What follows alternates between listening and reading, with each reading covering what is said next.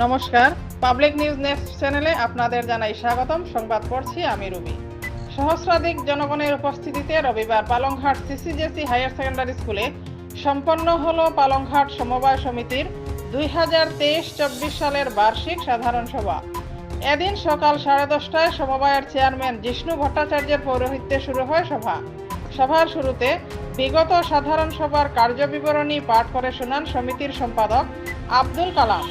সভায় 2022-23 সালের balance sheet এর cash account, trading account, profit and loss account এবং 2023-24 সালের ক্যাশ অ্যাকাউন্ট, ট্রেডিং অ্যাকাউন্ট এবং প্রফিট অ্যান্ড লস অ্যাকাউন্ট পাঠ করে অনুমোদন করা হয়।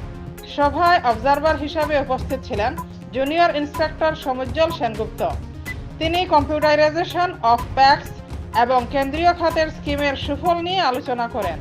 এদিনের সভায় প্রাসঙ্গিক বক্তব্য রাখেন বেঙ্গলি বোর্ডের চেয়ারম্যান রূপম সাহা, সমিতির প্রাক্তন সচিব রমজান আলী, বিক্রম সিংহ, শ্যামবাবু রায়, করিমউদ্দিন আহমেদ, পালংঘাট জিপি সভাপতি শশাঙ্ক শীল, হিমাদ্রি দে, কল্পনা রায় প্রমুখ।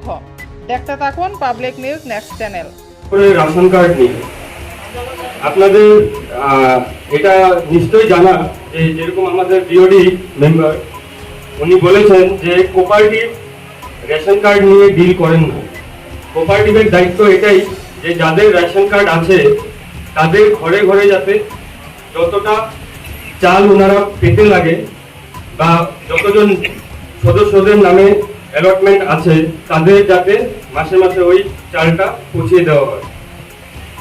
সাথে আপনাদের যদি কোনো এরকম অভিযোগ আছে যে আপনাদের আগে 5 জন পেয়েছিল এখন 2 জন পাচ্ছে বা এরকম কোনো যদি অভিযোগ আছে, এটা আপনাদের জিপি অফিসে আপনাদের যে সম্পাদক বসে ওনার সাথে আপনারা আলোচনা করেন।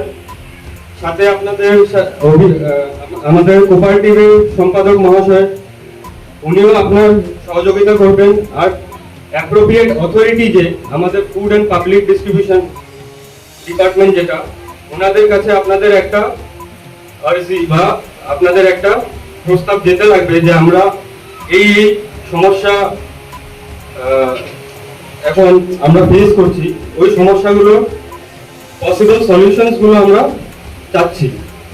সাথে আমি এটা আপনাদেরকে জানাতে চাই যে আমাদের কোঅপারেটিভ সেক্টরটা বিগত 10-15 বছর ধরে ঘুমন্ত অবস্থায় ছিল বলতে গেলে, কিন্তু আমাদের এখনের cooperation minister Shri honourable Amit Shah মহোদয় এই ডিপার্টমেন্টে যখন থেকে চার্জ নিয়েছেন উনি নানান রকমের ইন্টিগ্রেটেড কোঅপারেটিভ সেক্টরের জন্য স্কিম এনেছে।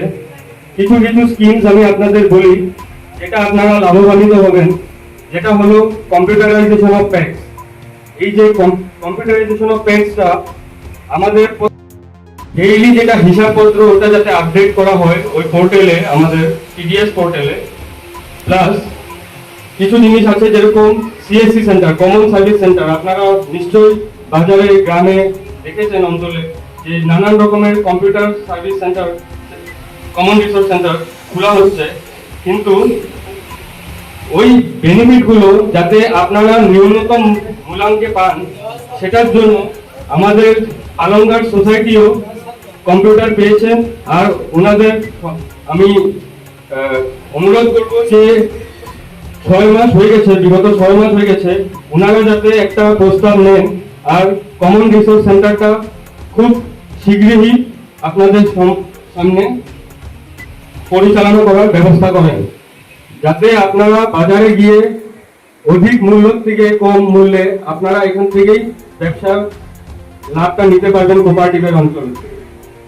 সাথে কিছু কিছু নানান স্কিম আছে যেরকম নাভেড রেজিস্ট্রেশন, যেটা এটা আমাদের এই পালংঘাট সমিতি এজেন্সি নেবে, তার বিনিময়ে আমাদের যত কৃষক ভাই বোনেরা আছেন ওনারা লাভবান্বিত। আর ফার্টিলাইজার যেটাকে সার বলে ওইটা প্রকিউর করতে পারবে সমিতির থেকে।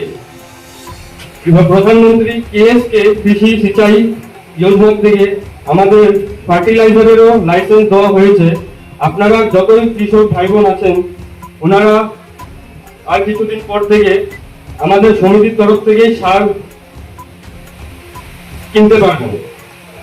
সাথে নানান সেন্ট্রাল সেক্টর স্কিম যেটা আগমনীতে আছে, এটা হলো এলপিজি ডিস্ট্রিবিউশন আর রিটেল পেট্রোল ডিজেল আউটলেট, এইসব নানান রকমের স্কিম আমাদের সরকার এই মুহূর্তে চালিয়ে যাচ্ছে।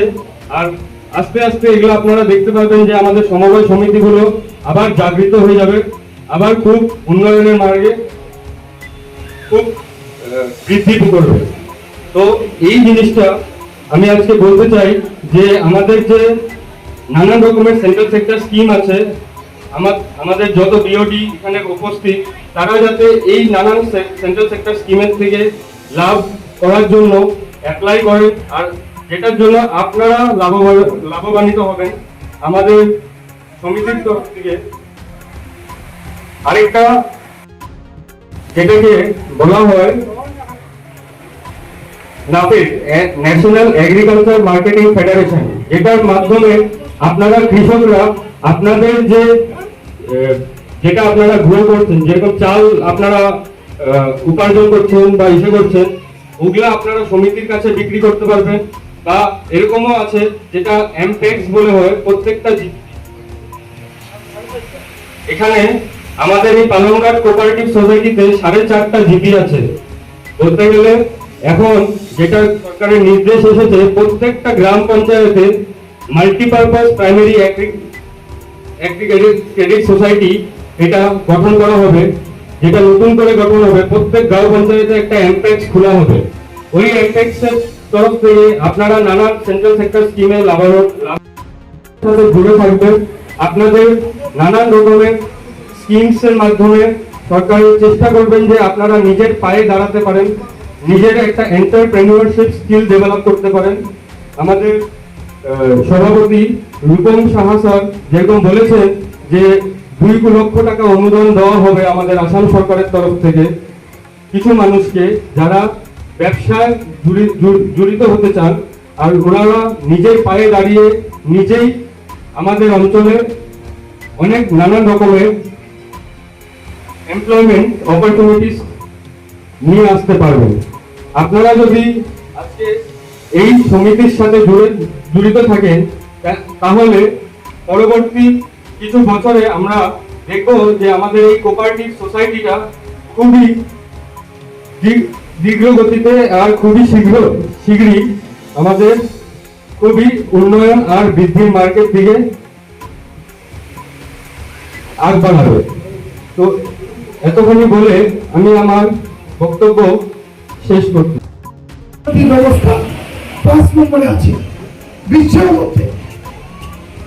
আমাদের 2014 থেকে যখন আমাদের নরেন্দ্র মোদী সরকার বসে অর্থনৈতিক ব্যবস্থা ছিল 11 নম্বরে, এবার 5 নম্বরে আছে। আগামী 5 বছর আমাদের প্রধানমন্ত্রী বলেছেন যে এটাকে আমরা 3 নম্বরে নিয়ে যাব।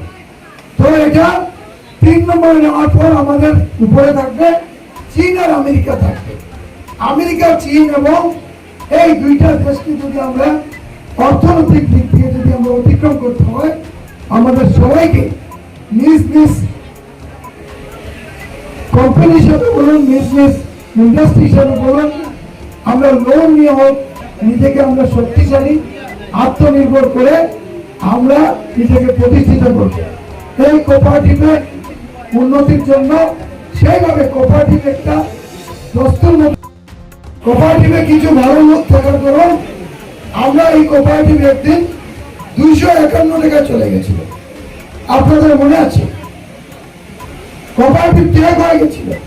কোঅপারেটিভের কোনো ফান্ড ছিল না মারানোর জন্য। আমাদের মনে আছে আমাদের বুশবাবু তখন সেক্রেটারির দায়িত্ব নিয়েছেন, দলার যিনি ছিলেন উনি 252 টাকা নিয়ে কোঅপারেটিভ শুরু করেছেন। আমাদের প্রতিটা ডিলার 4000 3000 করে ওনাকে ক্যাপিটাল দেওয়া আছে। সেই ক্যাপিটাল দিয়ে উনি কোঅপারেটিভটাকে পুনরায় উঠার চেষ্টা করেছেন। তারপর আমাদের রঞ্জন দাস উনিও দায়িত্ব নিয়েছেন। আস্তে আস্তে কোঅপারেটিভ অর্থনৈতিক দিয়ে চাঙ্গা হচ্ছে এবং এইবার আমরা দেখলাম কোঅপারেটিভ 1 বছরে যা উন্নতি হয়েছে। আমি বলবো একটু যাতে উন্নতি করা যায়, আমি কোঅপারেটিভ প্রমোট করবো। পাইতেছে 3 মাস থাকি রেশন কার্ড পাইতেছে, কিন্তু হঠাৎ করে ইন্ডিভিজুয়ালের কোনো ইনফরমেশন নাই, কোনো নোটিশ নাই, পরিবারের কোনো জানা নাই, হঠাৎ করে একদিন তারা রেশন আনা গিয়া কইল যে দোকানদার দিলা যে তোমার তো রেশন কার্ড বন্ধ হয়ে গেল। এই সমস্যাটা কিভাবে সমাধান করা যাইব এবং এভাবে সমস্যা কেনে হয় এটা নিয়ে কিছু আমার ডিস্ট্রিক্ট থেকে আগত অফিসার একটু স্পষ্টীকরণ দিয়া দিবা আমি মনে করি। আরো একটা কথা হইলো যে আমার যে যারা কনজুমার যারা আছে, যারা রেশন কার্ড পাওয়ার ইচ্ছা আছে, অ্যাকচুয়ালি সোসাইটি বা যে কোঅপারেটিভ সোসাইটি, এই সোসাইটি তো কেউ রেশন কার্ড দিতে পারে না। এটার বাকায়দা একটা এজেন্সি আছে যেটা হলো জিপি সেক্রেটারি বা জিপি প্রেসিডেন্ট, তারা নির্ণয় করে কে রেশন কার্ড পাইতো কে পাইতো না। কিন্তু বেশিরভাগ জনগণ দেখা যায় কোঅপারেটিভের দিকে আয়, কিন্তু কোঅপারেটিভ তো কারণ রেশন কার্ড পাইতে গেলে তো সরকার একটা গাইডলাইন বানিয়ে দিচ্ছে গরিব হইতে লাগবে। এখন কোঅপারেটিভ কেমনি করবো অমুক পরিবার গরিব ধনী এটা তো ডিসাইড করবো জিপি সেক্রেটারি বা জিপি যারা জনপ্রতিনিধি মেম্বার পঞ্চায়েত তারা তো করতো।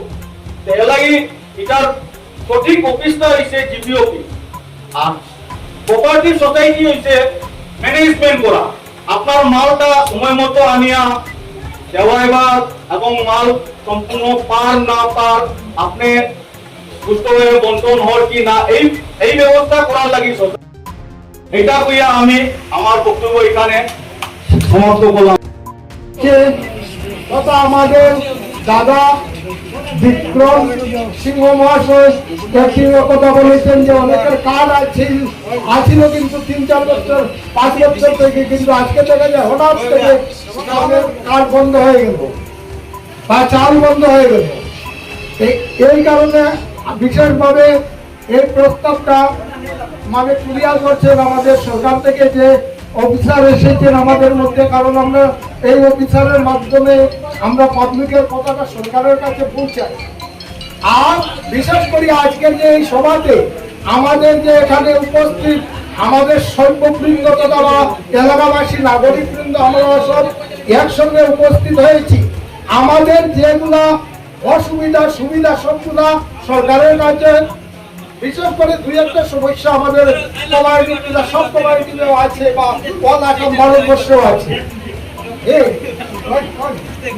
কিন্তু দেখা যায় এই সমস্যাটা সমাধান আমরা এখানে কেউ তো কমিউনিটি সোসাইটিও করতে পারবে না বা অন্য কেউ করতে পারবে না।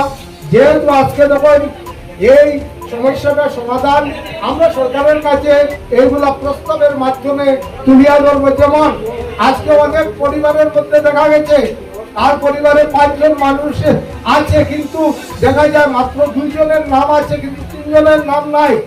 সরকারের পঞ্চায়েতে ডিউটি দিয়ে গেল যে পঞ্চায়েতে দিলে যে আপনারা নতুন নাম অন্তর্ভুক্ত করেন, অফিসে গেলেন এখানে বললো যে না আপনার তো ওই কাগজ নাই, তো এটা হবে না ওটা হবে না। অথচ দেখা যায় সাপ্লাইতে গিয়ে অনেক মানুষ এমন বিভ্রান্তি হয়েছে 10 দিন যাচ্ছে আসছে, শিলচরে একদিন যাওয়া বর্তমান সময় যাচ্ছে। আজকে বিশেষ করে আপনারা আমরা সব মিডিয়া আমরা সরকারের আজকে আমাদের এই যে সবার যে প্রস্তাব অনুযায়ী এই যে কয়েকটা সমস্যা আছে সেইগুলো আমরা সাপ্লাইয়ের মাধ্যমে ডিসি মহোদয় বা সাপ্লাইয়ের কাছে আমরা প্রেরণ করব আমাদের প্রস্তাবের মাধ্যমে, যাতে ভবিষ্যতে সরকারের আমাদের যে এইগুলা কিছু সমস্যা আছে তারা সম্পূর্ণভাবে না বলতে পারলেও কিন্তু আমার সমস্যাটা সমাধান করার লাগি ওনার কাছে আমরা আবেদন রাখবো। আজকে এই সভাতে মানে বিশেষ করিয়া যখন আমরা সবাই যদি একভাবে যদি প্রস্তাবটা প্রেরণ করি তাহলে সরকারের কানে যাবে যে এই সভাতে পাবলিকের জনমতটা কিন্তু সরকারি জানবে। আলাপ করেছেন কারণ আছে 3 মাস পরে দেখা যায় কার্ডের চাল বলতে, কিন্তু এগুলো আমরা সমবায় সমিতি করার কোনো উপায় থাকে না। মানুষ আমাদের কাছে আসে কিন্তু আমরাও দুঃখ প্রকাশ করি, কিন্তু করার কোনো উপায় থাকে না। আমি মনে করি উদ্যোগের সবাই এই বিষয়টা নিয়ে একটা নির্ধার প্রস্তাব গ্রহণ করা হোক যে আমাদের একটা প্রস্তাব গ্রহণ করা হোক আমি উনি বলেছেন আমরা আমার প্রত্যেকজন বিরোধী এই ব্যাপারে জবাব দিতে পারেন না পাবলিকে। তাই আমি মনে করি আপনি একটা যোদ্ধা প্রস্তাব গ্রহণ করা হোক এবং ওই প্রস্তাবটা আপনার আমি এতক্ষণ আমাদের সঙ্গে থাকার জন্য আপনাদের জানাই আন্তরিক অভিনন্দন, প্রীতি, শুভেচ্ছা ও ভালোবাসা। পাবলিক নিউজ নেক্সট নিউজ চ্যানেলটিকে বাড়িয়ে নিয়ে যেতে আপনাদের পরামর্শ, সাহায্য, সহযোগিতা একান্ত কাম্য। আপনাদের আশীর্বাদ আমাদের নিউজ চ্যানেলটি আগামী দিনে আরও বাড়িয়ে নিয়ে যেতে সাহায্য করবে। পাবলিক নিউজ নেক্সট নিউজ চ্যানেলের পক্ষ থেকে আপনাদেরকে জানাই ধন্যবাদ।